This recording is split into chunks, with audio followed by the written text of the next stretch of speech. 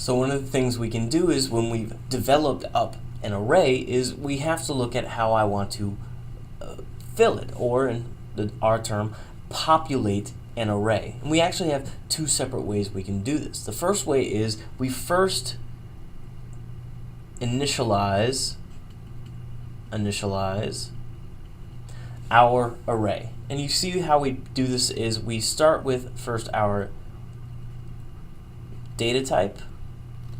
Now we take that data type and we indicate, oh, hey, by the way, this is going to be an array. That's it. That's all we have to do in Java's world is tell it this is going to be an array style data type, and then we give it its name. And then we say over here, how many do we need?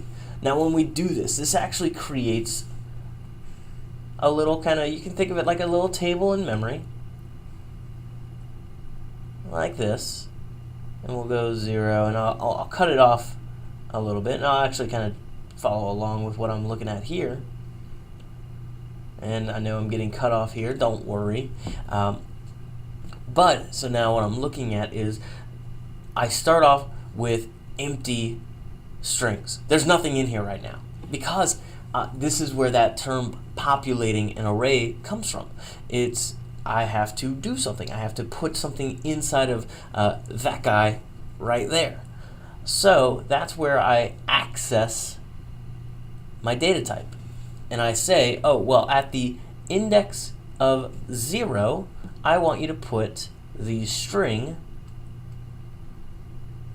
Sunday. And I keep going and I go, well, at the index of 1, I want you to put the string Monday.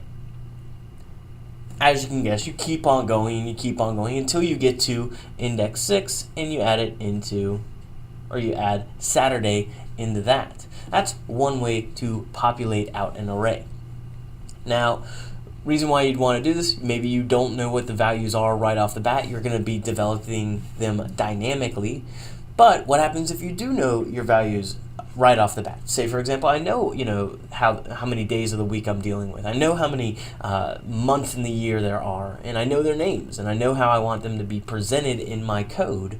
So I don't want to have to go through this process. Lazy programmers. The other way we can do this is by using those curly braces again. I can write it out the same way. I still do my data type first with a square bracket telling it this is an array.